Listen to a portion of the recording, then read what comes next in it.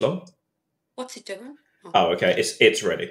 All right, What is perfect. up? What is up, good people? You're watching Brudsy Entertainment. I am joined with a very special guest, a TikTok influencer, Lynn Kyle. How are you today? I'm all right, thank you. Thank you for having Fantastic, me on. fantastic, fantastic. I'm dreadfully sorry. Like I said to you, I'm running a bit late for this interview, but we're here. We're persevered, and we're here now. We are. Okay, okay. So I'm going to just start with just introducing, getting you to introduce yourself to us, just where you're from, a little bit about your upbringing and stuff, and I'll fire it off to you. Yeah. Well, obviously, I'm called Lynn Kyles. I'm from Cumbria. I live in like a little town called in Whitehaven. You don't have to give specific details where you're at and All stuff right. like that. Yeah, it's just Yeah. I've got two children. I've got one that's okay. 18. Wow. Yeah, and one that's coming up 12. Okay. Yeah, they keep me on the toes, especially the 12-year-old. Yeah, he has Hmm. like additional needs, like he has ADHD and a bit of autism. Oh wow. Okay. Yeah. So it's very Wow. challenging at times with him. Wow. And how old are you, sir? 36. So you're 36 and you have an 18-year-old kid. Tell me about that. That must have been very interesting. Yeah, I was very young when I had Toby. I was like 17 when I found out I was pregnant, Wow. 18 when I had him. Okay. I won't lie, it was a struggle because I was so young. I ended up with like postnatal depression through Hmm. it all because I had such a traumatic birth. Wow. His dad wasn't the nicest to me either. Okay. So yeah, that was like that was quite a hard time in my life because I didn't really bond with Toby until he was about 2 or 3. Hmm. But now we're best friends. Wow. Like Wow. I tell him everything, he tells me everything. Hmm. He is actually my best friend. Wow. Yeah, it's a nice relationship that we've got with each other. Wow. That's amazing. That's amazing. So you said obviously it's quite normal for young girls when they have babies to sort of struggle with the pregnancy and postnatal depression is a massive Yeah. thing that a lot of women. It's kind of like men with mental health. It's a lot like when women are going through it, no one wants to admit that they need a little bit of help, and then until Yeah. it sort of it builds up, and then they're It gets sort of yeah, it gets too far. Like that's what it was with me. I just thought there was something wrong with me. Like I just thought I was a horrible person. hmm Even though I give birth to Toby and I felt everything, when they hmm initially put him on my chest, I just pushed him away because yeah. in my head that wasn't my son. I know it sounds crazy, and that went on for ages, and it took till about Toby was maybe about 9 months old. Hmm. It because it was untreated, it went into like psychosis. Wow. Um, and I'm not ashamed anymore, but at the time, I tried to hurt Toby. Um, Wow. because I didn't know. Like it was crazy. Like hearing voices in your head telling you that little boy's not yours, and you don't love that little boy. And I knew sort of it wasn't real, but when it was constant in your ear, and it's clear as like how I'm talking to you, that's how I would hear those voices. Wow. I've started to believe it. But again, I would like sort of spring back to reality just a little bit and think this isn't real. And Mhm. what the final straw was, I slipped my wrist open. Jesus. Yeah. Wow. At eight, Um, how old were you? 18. Oh, so this was like straight, like, wow, Yeah. Jesus. Yeah, and that's when I realised I needed the help. Hmm. Um, Obviously, my relationship that I was in with Toby's dad, don't get me wrong, we're dead good friends and that now. Like, he's moved on, I've moved on. But at the time, we were just so really young and Yeah. he just wanted to go out and stuff like that. And I sort of like, I wanted that too. Like, I can remember like pushing Toby down, like where we lived in the pram, and I would see people like going to college and a little bit like it made me resent him, like Toby's dad and Toby. But Hmm. that was me being unwell. Wow. Um, and to be quite honest with you, I didn't really sort that out for a number of years. And I masked it and I hid it with drink and alcohol, like alcohol and drugs. It got to that point, it was that bad. Like, the thing about me is I'll hold my hands up about everything that I've done. Hmm. I don't lie about nothing because I'm not that person no more. I'm totally changed. But it Yeah. got to the point where my mum took over the care of Toby. And I would just go out. Sometimes I would go out for a week on end. I Wow. wouldn't see him. But like my mum had him, and that went on for quite a while, if I'm quite honest with you. Hmm. Probably till maybe Toby was about 5. And Hmm. then I sort of reeled myself back in a little bit. Hmm. And then obviously I got pregnant with Theo. Yeah. But at the time, I was in like domestic violence relationship and all again, with Theo's dad, who obviously isn't here no more. He passed away. And it was drugs, alcohol, you know, stuff like that. And the final crunch was when Theo's dad, he attacked me when I was like 5 months pregnant with Theo. He stripped me naked and he tied me to a chair. And Wow. he wanted to set me on fire. And at the time, Mark had schizophrenia. I'm not condoning his behaviours, but he was a really unwell man. And he had like a CPN at the time. And I really believe if she didn't come in my home that day, because he sort of like left me and he went downstairs and she come up and like released me out and I had to sneak out, like run out the house with no clothes on. And he was in my living room, smashing my living room up with a pickaxe. And I finally got in the car and locked the car and he'd come out and he was like brain on the windows and stuff and he'd be like, come on Gloria, because I don't know why, but that's what he would call me. You're being silly now, get out the car. And obviously the police come and he was locked up for a lot of years. Yeah.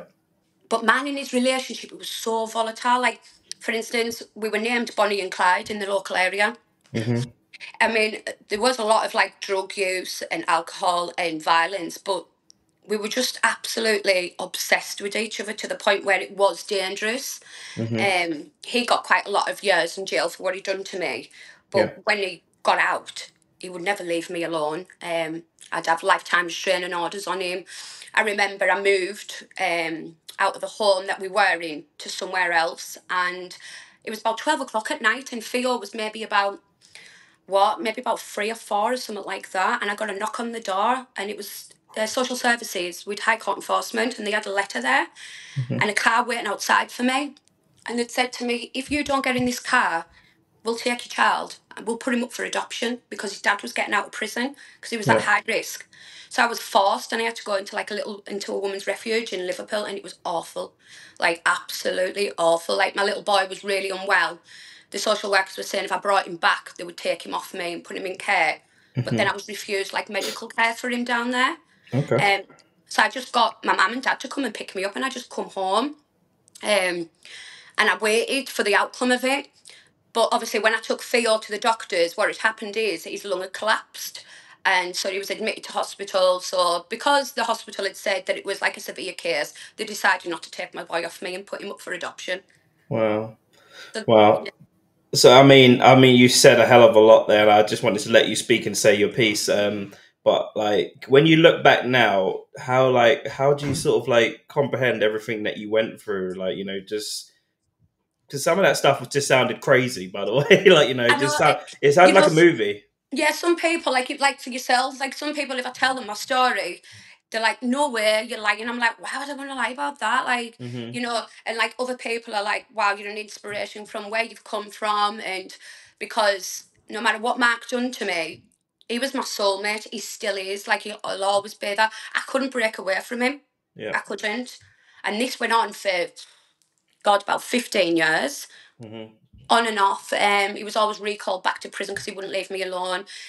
We had a lot of social services involvement to the point where, like, they put me on PLO, which is like the last step, really, where social services are taking you to court to take your son off you. Hmm. And it was like it was quite. I couldn't understand it because although I was allowed to keep Theo, I Hmm. wasn't allowed to keep Toby. He had to go with his dad, Wow.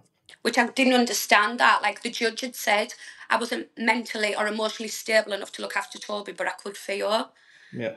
So I had to do all that. I was fighting in court with Toby's dad, which cost was about £27,000. Jeez. I sold everything that I owned just to pay Hmm. for it. I would work 7 days a week. Then I would go to college. I still managed to pass my college course and everything like Wow. that while I was still doing it. And Hmm. like like you said, I look back and I think to myself, how am I still here myself? Hmm. I mean, that sounds crazy. Like a guy tying you up, stripping you naked, and tying you to a chair. That, God knows how do you look back on that? Jesus, man, that's mad. And people would say to me, why are you still with him? And it's like, because I had to somehow, like, in my head think, right, was that him or was it the schizophrenia? Hmm. I just didn't know because with Mark, like, I don't want to paint this massive bad picture about him, although things were bad. But the reason Mark got to the way he did, because when we were 14, we were walking home from school, and this day he wanted to walk a different way, and I said, no, I don't want to walk that way, and I went another way. And I'm glad I went the different way, because he found a teacher of ours hanging in the woods. Jeez. So that's when it all stemmed from there. Then he went into the army. He served our country. He done Iraq. And the things he's seen there, I think that's what made him develop his schizophrenia. Mm-hmm. He served for about, was it 8 or 9 years? Yeah. And then he had to, like, he was discharged because of his mental health, basically. Yeah. And what he had seen, like, some of the, he wouldn't really talk about much of his army life. He told me 3 stories, and that was that. And I don't know how them men do it. Yeah. Like for instance, one of them was the children didn't have no like parents or anything. So there was this Yeah. little boy, Mark said he was about 5, he had no shoes or nothing. And he always wanted to hold Mark's gun. So Mark would let him. Mark went and bought him some shoes. This one day he went to go and get him some sweets to drop them off. And his sergeant had said, oh no, you can't do that today, or along them words. You're on shovel patrol. Now, I don't know if you know what shovel patrol is, but I'll explain. It's basically a pile of bodies, you go like that. Wow. And that's what Mark had to do. And that little boy that he basically looked after, in a sense, he had to pick his torso up with just his head up and scop him. Yeah, so that was like one story. The second one was when they were out, obviously, in battle and stuff. His friend got, something must have hit him, a bomb, and it set him on fire. And Mark had to watch him burn to death, basically. Wow.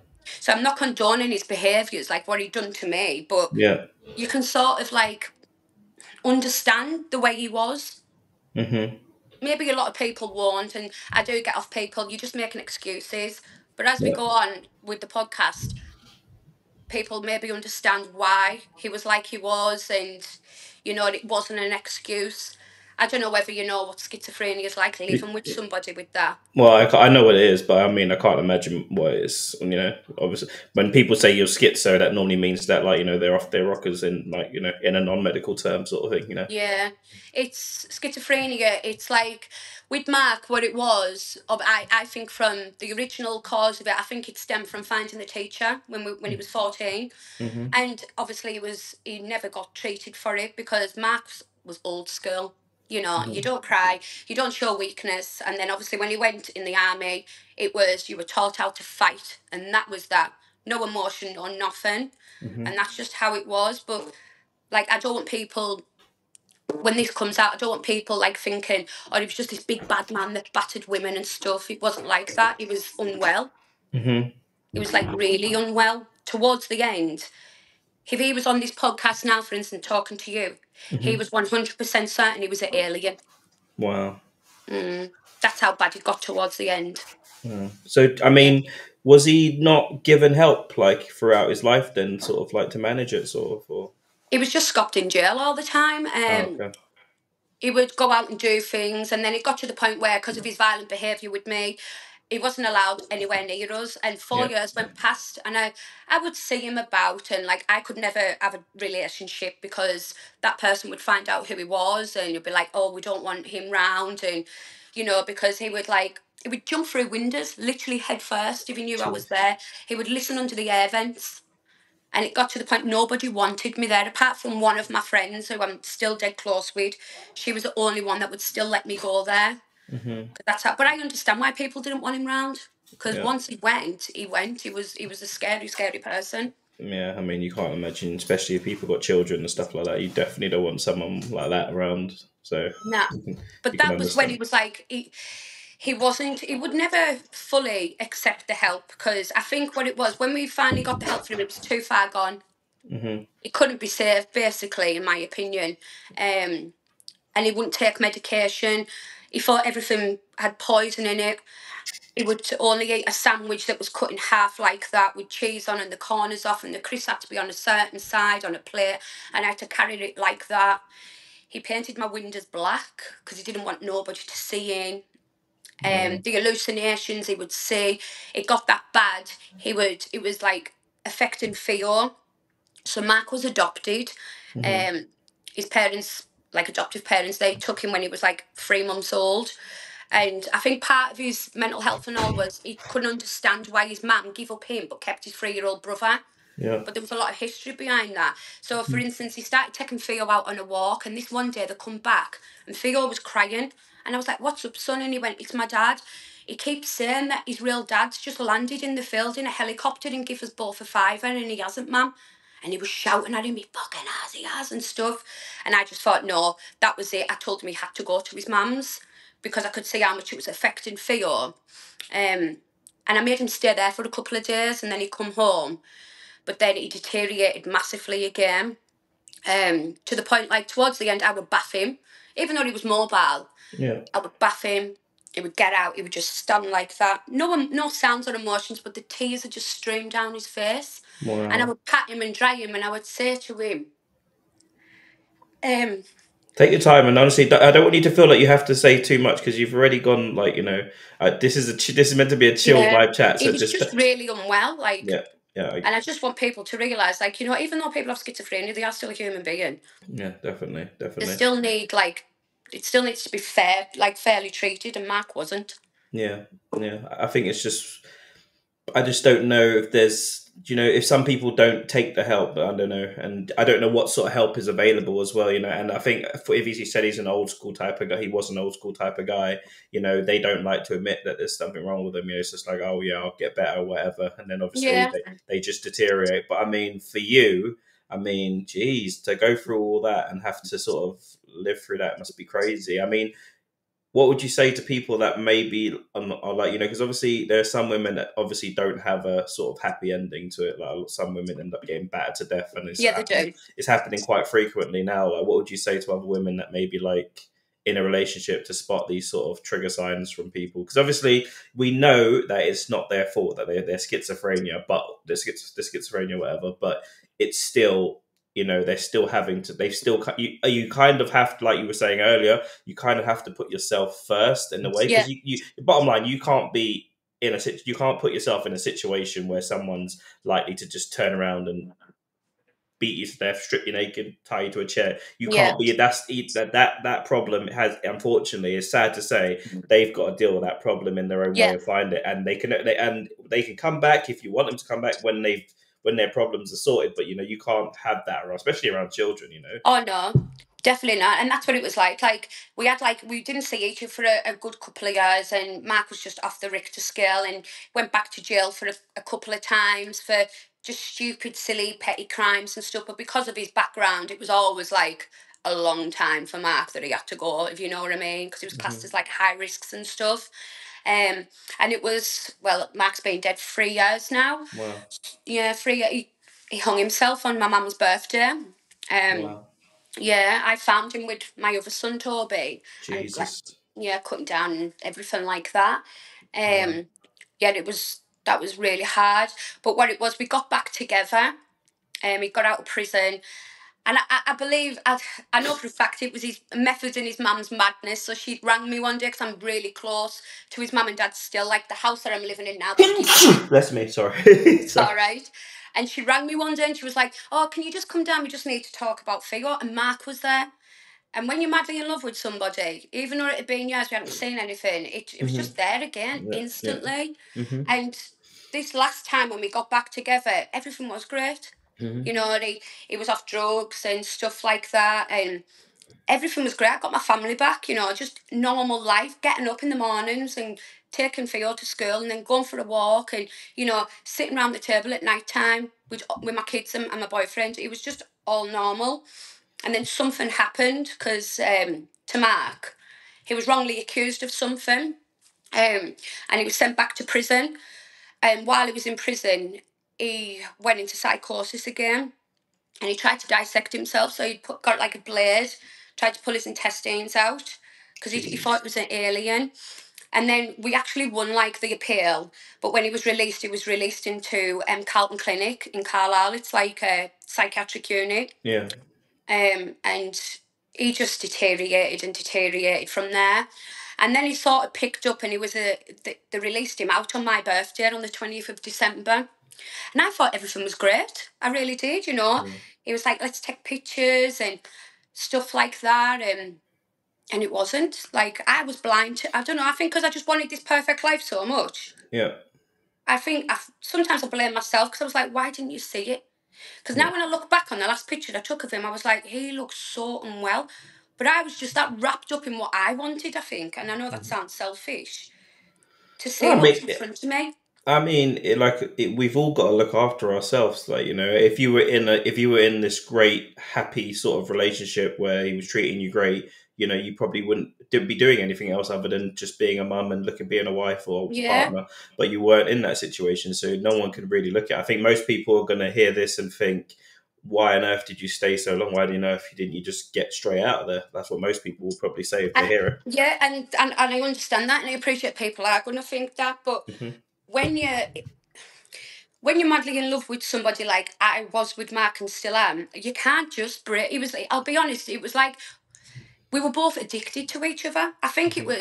it was an addiction because we'd just known each other for that long, and I don't know, like it wasn't all bad. Like we had a scream, me and him, like we went all over the place and stuff like that. I always knew that like it wasn't him, if you know what I mean. Hmm. I couldn't help myself. I was addicted to him like he was addicted to me, and he was my soulmate. He still is. As crazy Wow. as it sounds, and maybe I will get a bit of hate for, well, why would you stay and that? But my opinion, what I want to say to people is, you can't comment until you've been there. Mm. Until you have been in a situation like that, I don't think anybody can comment. Because, I mean, for instance, a friend of mine, she was getting, like, it was that coercive and controlling behaviour. Yeah. And I was like, how could you not see it and stuff? And but then I thought, well, what a hypocrite you are, Lee. Mm. You know, you've been in a relationship like that on and off for like 15 years or something, if not longer. Hmm. So yeah, like I know people are gonna think that, but I loved him, I still do. Yeah, power of love, unfortunately, and you just It's it'll make you see past anything when it's just absolutely anything, like I say, like you've heard like the worst that he's done to me, and I still went back. Yeah, it was years later because I Mhm. was a different person too. Like I got off all like the drugs, and when I say I was on drugs, I wasn't like taking them every day. It was like recreation. I was a party girl. Yeah. I got off everything, like, and I would sit in house parties and I'd say, one day I'm going to be a beautician. One day I'm going to have my own salon. Everybody would laugh at me, and I'd done it. At one Hmm. point, I had 2 salons on the go. And Wow. when me and Mark got back together, he said, it's like falling in love with you all over again. He says, because you're a different person and everything that you said that you were going to do, you're done. And that's what I did do. Wow, wow. Let's move on to that Yeah. sort of the brighter picture side of it, sort of thing. So anesthetics. Now you moved into that. You said you got qualified and you done all that. So what is it you're qualified to do exactly? So I started off, I went back to college because I knew the route I wanted to take, Hmm. and I didn't want to, my opinion, 2 day courses. No, no, no. You can't learn the facial anatomy in 2 days. Yeah, So yeah, I yeah, did it the right way. I went back to college and I done my level 2 and 3 in beauty therapy. Then I done A level in physiology and anatomy. So then that was like a good qualification. yeah. And then after that, that's when I started like doing my courses for my anaesthetics. I actually do all my training with a girl from Bolton called Tasha Roper. She's absolutely amazing. She's changed mine and my kids' lives. So I started doing the anaesthetics about 6 years ago. Hmm. Yeah, it will have been maybe 6 or 7. And I've just built it up from there. So I started off just with your basic Botox and standard lips. Like now I do all sorts. I do like advanced anaesthetics. I'm in the middle of doing a degree so I can teach it. Okay. So I want to be able to teach it properly with all the new laws coming into place with the government. Hmm. I want, when my academy is set up, I don't want the government coming and saying, "Oh, well, we'll have to take all your certificates because you went on a 2 day course." And I think that is scary considering, like, you know, because I've heard there's, and you know, the famous thing at the minute is that that butt lift, what they do with the fillers.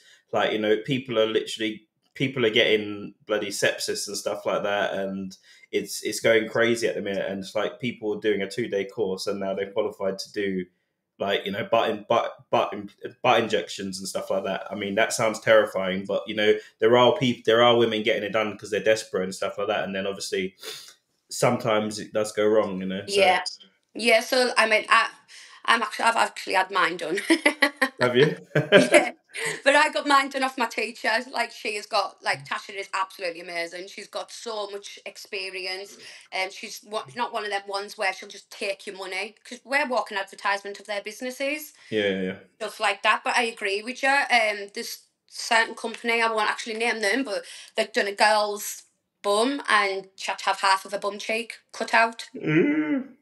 I mean, with that, I don't think that it is quite a risky procedure getting that done because all it Yeah. takes is for just like one air bubble or anything, and or to block an artery, which will cause like a vascular occlusion. So, which is where the skin tissue will die off, it'll go black, and then when that happens, Yeah. it's gone, isn't it? I've seen a few of those as well. It's the same with lips, though. That can happen with lips. Like, Yeah. like you've got to be really careful with what you're doing. And anyone can put a needle in anybody, Yeah. but you don't know where your main arteries are. You don't know what artery's connected to there, and you hit somewhere there, it could cause you to be blind. People Jesus. don't know that. Mm, Wow. Well, yeah. it's good that you're raising awareness to that, because I think there are some girls out there that just get really desperate and they're willing to go. They hit their friends down a 2-day course and they're really willing to sort of like go under the knife, so to speak. No, I mean, definitely not. Like, there's another thing that's like a massive craze at the moment now. It's like boob filler. That is just so dangerous. Like, I don't understand. Like, it's just so close to your heart and everything Yeah. like that. Like, and the prices that the people are like saying for it. Oh, we've got an offer on £2,800. Go to Poland. I only Yeah. paid 2,400 for these. So, what made you get all the sort of like? What made you want the boob job and the butt? Is it? What did you have? Like a butt filler? Did you? Yes, I just had the butt injections off my teacher. I didn't. Don't get me wrong. I've looked into a BBL and stuff, but again, that's just. I think no, I don't want to do that because a lot of people are dying from them. Yeah. They're not. I think what made me get into it, I was bullied really, really bad when I was younger. Hmm. From about the age of, I think the first time I can remember being called fat, and I've never been fat. I was 6, Hmm. and it sticks in your head there. It does. Like it really does. And then I used to do a lot of dancing and stuff like that. And I would be like I would sing in the choir at school. I wasn't a geek, but I just liked to perform and stuff. And there was girls that I fought with my friends, Hmm. they all turned on me and hated me. Like at one point I remember they used to like set the fire alarm off in like high school. So we'd all have to go out and Oh no.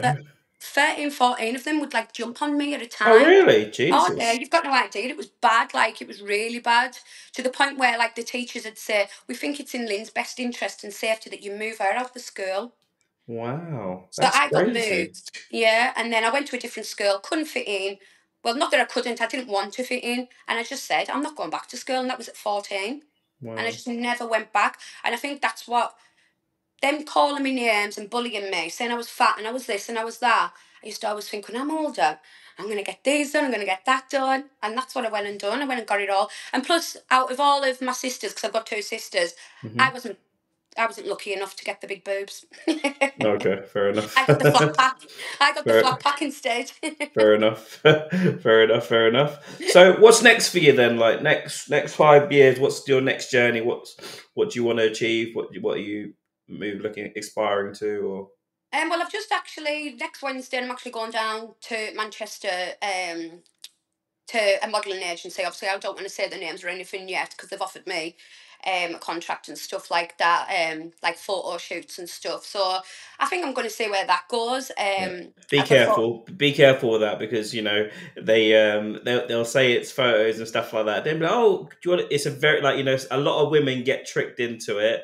And first of all, it's like modeling. Then it's like, oh, would you do like topless? And then mm, it'll be like, oh, we've got an agent. You could do like camming, and then it'll be like, oh, you can do OnlyFans, and like just be careful with no, that. I've already told them. I says, Hmm. I won't be doing nothing like that. Hmm. I mean, I've got an 18-year-old son. Imagine Hmm. that, like his friends going, oh, we've signed up to your mum. That I mean, that is a big, like, obviously it's one of those things at the minute where so many girls are getting into OnlyFans now, and X, and a lot more stuff as well. And it is a big thing with the children thing, sort of. So I do try, and obviously, like, I got sort of, I was happy doing my interviews like I'm doing now. And I just sort of went through a stage of interviewing like 30 OnlyFans girls, and then Yeah. like they sort of asked me questions, and I sort of looked into it. And then obviously before you know it, I just became really good at like doing technical stuff on the site. So I became a sort of OnlyFans helper sort of thing. So yeah, but obviously, um, yeah, I mean, I would never suggest. I mean, I never suggest for anyone to sort of just jump into it, especially they need to seriously think about it anyway. I would never do nothing like that. Like each to their own. I don't. You see a lot on social media, like all these men and women, like Mm-hmm. saying, like bringing these women down, calling them all sorts. What has it got to do with you? Why are you so bothered? These women are getting paid for something. Why don't you just go and start on, I don't know, a lasso down the road that goes out every single weekend and does it for free? This is what I say. Do This you is know what I what I say. mean? This is what I had this exact conversation the other day when I did a podcast, and I was like, you know, a lot of guys and a lot of women and society is looking down at OnlyFans girls, but most of the ones that I know are just doing solo content on their own online. Mm, Whereas, and some of them are most of them are really shy girls, and you know they've got really low sort of body counts. I know that shouldn't really matter, but you know, no. but compared to girls that are just getting drunk every weekend, going out and sleeping with 3 or 4 guys, you know, Yeah, so you know there is a lot of people. People do need to think about it when they're people. Ultimately, people just need to mind their own business as well, you know, because yeah, that's like, because that yeah. leads to the bullying. That leads to them telling their kids, oh, that woman, she does this, blah blah blah, and then they see her kids and you know cause issues for them. And then that could actually because people don't understand like what other people are going through at home. Do you know what I mean? Like that could Exactly. all happen. And then what if that woman then goes and kills herself? Yeah, All because literally. you just wanted to get your two pence piece in online. Exactly. Like, what do people do before Facebook? Yeah. You know what I mean? It's Yeah, just literally. it is a good platform, like for businesses and stuff, but I also think it's a bad platform. Yeah, social media in general is a bad because even like you're talking about bullying. Like when you was younger, you said you got bullied. When you got bullied when you went to school, but when you went Mm, home, you were safe. But these kids now, they've all got sort of Snapchats, Facebook accounts, or TikTok accounts, and now the guys are bullying them when they're home. So it's like 24/7. So now yeah, you literally have got kids killing themselves because they're being bullied and they can't handle it. They feel like they're being harassed. That's yeah. why, like you know, very tempting to take the mobile phones off the kids sometimes, you know, like, you know. It is. It's terrible. Like my little boy, Theo, like he's coming up 12. He has like autism and ADHD, and he has like attachment disorder and stuff with losing his dad. And this is how vile kids can be. But again, I don't fully blame the kids. I blame the parents because Yeah. I've always said a child is like a sponge. That child only absorbs what you teach them and show them. So like Theo, this was a couple of months ago. These kids had actually went into my Facebook, stole a picture of Mark and set up a WhatsApp group, added Theo to it and said, "Hi, it's your dad." That is sick. That is absolutely sick. Honestly, and as a parent, like, and then I've got people saying, "You can't do nothing, you can't do nothing." I know I can't, but you know what I mean? Like, the things that he's had to put up with, like, he plays on his Xbox and it'll be knock, knock. Who's there? Oh, no, your dad. Your dad isn't, is he? Because he's dead. And I just think, like, It's that's sickening. Like what sort of parents are breeding these kind of children? That's what you kind of exactly. wonder. You like, you know, it's like for instance, I had a lady that I interviewed, and she got rushed to hospital suddenly, and the doctors done some sort of surgery on. Well, they chopped off her leg, and then I've watched that. yeah, they chopped her there. They chopped off her leg. That was a crazy one. I love that. But she told me that you know people online are getting onto her and bullying her. Like for that, I'm like, what sort of sick person goes online and bloody tries to harass someone for that? Like you know, she got her leg chopped off, and you know, due to medical negligence, and you know, there's just sick people out there. You know, that's why you can't really, you know, when people are coming up with all this sort of crap online and stuff like you got to be very thick skinned. Let's just say that anyway online. Oh yeah, definitely. I believe that. Yeah, you've definitely got to be thick-skinned. But I don't know. I Mm, just think like things. I don't know. There should be a lot more security on, yeah, like on the social media and that yeah, because, like, especially with kids. definitely, Like I definitely. look through my son's phone and that, and he's he says I'm dead strict. Like for instance, if he has his friends round, he'll go, "Oh, by the way, this is a PG house," because I won't let them watch anything that's not age appropriate or out like that. But Yeah. I just think kids should be kids for as long as they possibly can. 1,000%. You've got to do your best. Like you know, if when you get them to, as long as your job is to get them to 18, 19 without any sort of serious sort of trauma dramas in their lives and stuff, and then they can make their own decisions. If they go off the rails, you know, you've kind of done your best. You Yeah. know, you're still there to help them, but you know, there's only so much you can do from that stage. But Yeah, and I think that's what scares me. Like with mine, like my eldest Toby, oh my god, he's an absolute dream. I always say if there was a catalogue for teenagers, he would be on the front page and bestseller because wow, he's just he's never swore at me. He's just so polite and everything like that. He's an absolute dream. But they wow, both are. Like, they're totally different though. But wow, yeah, wow, wow, it wow, wow. is. He's my best friend, Toby, one hundred Wow. percent. Wow, amazing, amazing, and obviously so strong. When you look back at it now, like I know you must just pinch yourself, like, and just think, how the like how have you found, like, you know, how have you found sort of like moving on? I know you said you got a partner now. How have you found that sort of thing, that sort of situation? Because some people find it really hard. Hard, really, really hard. So Mark's been obviously three years he's been dead, um, and the lad that I'm like seeing in that now, he's the first one that I've probably spent the most time with. Don't get me wrong, it's hard, like really hard for me, Mm, because in my head I'm like, for instance, if my phone goes off, I'll think that's a message. He's going to say he can't like deal with me, or he doesn't want to be with me, or I think, what if he kills himself? So I think, mm, right, put your walls back up and just move, get away, Lynn, because I don't want to be hurt again. But like my son Toby said, he went, Mum, you say you don't want to be on your own. Maybe you've got to take that chance and maybe get hurt again to find happiness again. But mm, it's really hard. Like I still feel guilty, mhm. like as if I'm cheating on Mark. Yeah, yeah, mm, But I think to myself, if I didn't feel like that, if I was like just moving on straight away and like, oh, I'm dead happy and not a thought in my mind, did I ever truly love him? You know, it's really really hard. yeah. Like I mean, a lot of people find a lot. It's a touchy subject. You know, some people, you know, are very sort of business-like with it. A partner dies or a husband dies, and they're like, right, he's dead. I'm gonna move. And some people move on within a month. Some people take years. Some people never move on. I don't think there's any right or wrong answer. It's entirely yeah, up to you. You know, you've got, but you ultimately you do have to live your life, because there's a lot of women that are still dealing with bereavement, and you know they're just at home chilling by themselves, and you know that it's eating them up in ways. You know, yeah, so you kind of do. It's hard. It's a tough subject, especially if there's children involved. It's a tough subject, but you know, what can you do? yeah. What And that can you was do? me. I was just like sitting in my bedroom, hiding Hmm. away, and like Toby would come in and he'd be like, "Mum, get yourself out." And I'd be like, "But I'm fine. I'm happy." Again, I wasn't. And you've got to like break that seal like yourself, and like I say, it's hard. Like grief, there's no time on grief. Like the other day, I was dead happy. I was out and about with the lad that I'm seeing, and then I drove home and I cried all the way home because he lives in Scotland. It's like a hour drive. I felt so guilty, like as if I'd just been cheating, and then I was thinking, like I'm not being nasty when I say this. Mark chose to leave us. Yeah, I'm still here, living and yeah, breathing. But definitely. all I can do is just see how it goes. I am hard work, but he understands what I'm like.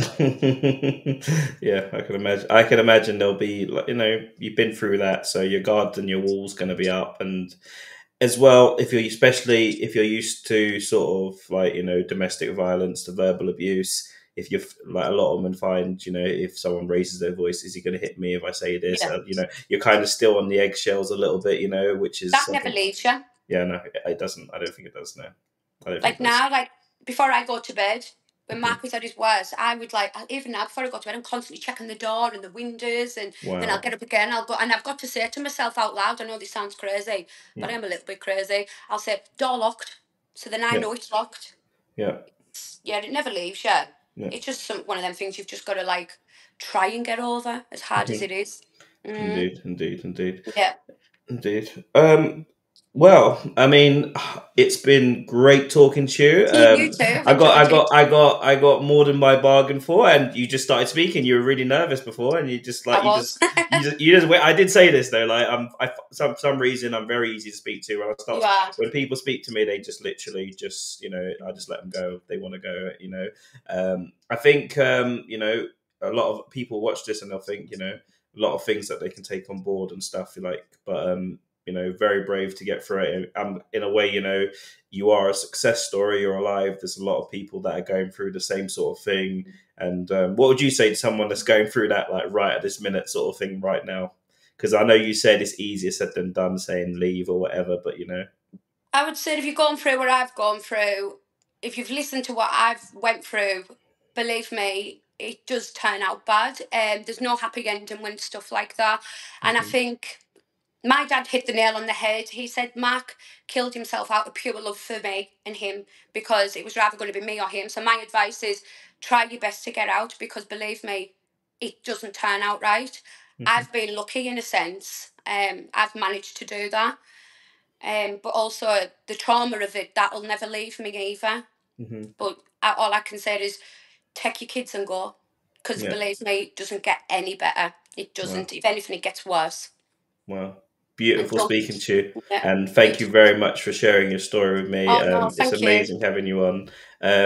Guys, this is LYNN KYLE'S. You can check her out on TikTok. What's your TikTok? Sorry? I don't even know. Is it just? I'll tag it in. It's not, this isn't live, so I'll tag it in anyway. So, Yeah. but yeah, so thank you very much for Oh joining me no, and thank sharing me your you. story. Okay, guys, Brudsy Entertainment, life stories and experiences. This was Lynn. Great story.